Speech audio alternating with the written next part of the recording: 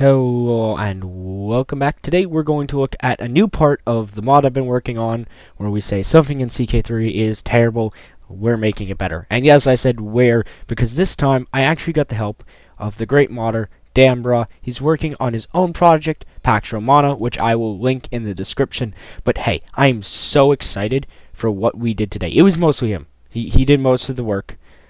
I changed the localization. I am not talented enough of a modder, so we did a trade. I did some art for his project. Again, go check it out, Pax Romana, and he helped me set up some stuff that's going to lead to just crazy stuff for this mod, hopefully, down the line. So this stuff I'm so excited to show you is based off governments. Governments in CK3 feel very one-dimensional, and I very much wanted it. I feel like your characters were having a lasting impact on the game, and more importantly, the realm which they led. And because of that, we have added 3 types of laws to the game, and we're intending on doing more when the new DLC comes out. And part of this is going to be bringing different government types abilities into laws for other governments. So example, let's say I am king of Francia, but in the future DLC Byzantium is going to be administrative. Let's say I want to take some administrative gimmicks. I'm going to have them as laws for the feudal realms and vice versa. And the same will go for clan. Probably not tribal. Maybe tribal. I'll see how it goes. But anyways, that's where it starts. So we're going to start off, and we're going to look at the first type of law. This is the Civic Law. Now, this is very simple. I did want to add a bit of a different change here, but we can't at the moment. If anyone knows how, I would love that. But basically, strict homogeny would, the goal is, with strict homogeny is to basically, and I was going to have more of these. We're going to have, again, more. But the goal of strict homogeny is to basically make it really easy to convert counties, but we don't have a way to do that at the moment. And then egalitarianism makes people like you more, basically. But yeah, so it will make people like you more, but you'll have a harder time converting counties. So that's what this is for. It's really just so we can have, like, for example, and I want to set the eye up for this. Again, it's very much in the works. But let me find if for example, staunch xenophilic culture, like the Polish, they might have be more likely to accept the bountiful egalitarianism. But they're also staunch traditionalists, which might go for the homogeny. We will figure that out, how the AI works with these laws and stuff. It's just the bare bones. But the next law, the one that's really cool, is the military laws. And ignore this. This is, again, still in development.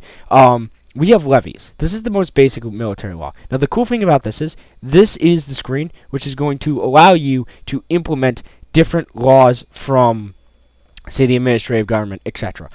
So this is that screen. Now, obviously, I'm going to jump over here, and I'm going to pick up, I think it was the authority? No. I'm going to pick up the chivalry. I'm pretty sure it was the chivalry focus, which, again, if you remember, allows me to do the very cool decision. Well, I don't know where it is, but there's like a raise army decision. I might not be able to do that as the chivalry focus. Oh, I need to be independent. Anyways. But another thing is, these military laws stay after your character dies, but on top of which, to enforce them, you need to have certain things. So, for example, the standing army, you'll notice they all decrease levy size. This is basically just so that the raise army decision actually does something, and so people are weaker. But the standing army, for example, this requires mustering grounds. Now, there might be some other requirements. We might allow you to get these for events, or if you're a very skilled marshal. These are supposed to be laws that your character takes, and they're trade-offs. So we have the levies, which is the base one. This one kind of sucks. Everyone starts with this. And then standing is pretty good. I need to work the AI out with this again, but standing is pretty decent. You still have the negative levies, but you get more men-at-arms. Which is huge because it's actually 2 more man-arms than everyone else has. I might add some more things here, but basically standing is something you will want to go for over levies. The levies, you do get a bit more levies. It's still, the standing is pretty good. Then we have the warlord, which is basically just really good. No negatives here. But it's not the best. And the reason for this, again, there's some requirements. I think you can do this if you have certain traits. I forgot which ones, but this is the warlord one. It's pretty dope. So the idea for this is you're basically a warlord. So if I were, say, like, I don't know, like a tribal leader, and I had it's supposed to represent somebody like a small Attila the Hun, sort of, and then this will last. Again, this will last after the character. You see, currently there's no costs. We are going to add some costs. Mercenary. This is one of my favorites because it's so specific and it ties in so well with the Swords for Hire.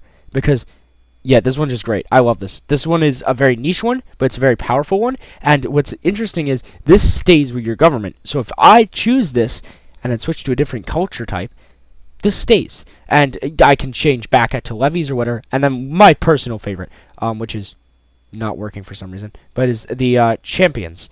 This is supposed to add to your champion number, but I don't see that here. There might be something in that isn't working. I will go figure that out. I think these are all. Yeah, this is going to just basically make you have a huge number of champions. It's not working at the moment. I don't know what is going on. I will go check later. But that's the idea. So these are in the works. That's really cool. But then my favorite part, and this is probably the least favorite part of everyone in your realm, is taxes. So if I open my county, we have tax laws. I can add an income tax. I can add import tax. And what you can add depends on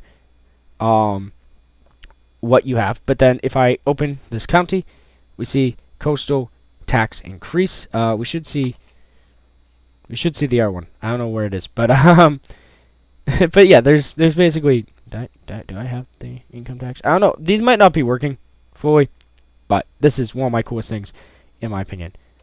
Income tax seems to not be working at the moment, which I will have to troubleshoot. But there is that, and then again, we can just go in county of multiplier, and we can throw on an income tax, which I don't know why this one doesn't have the coastal. Anyways, oh, it's because this one has this. That's right. But yeah, the income tax doesn't.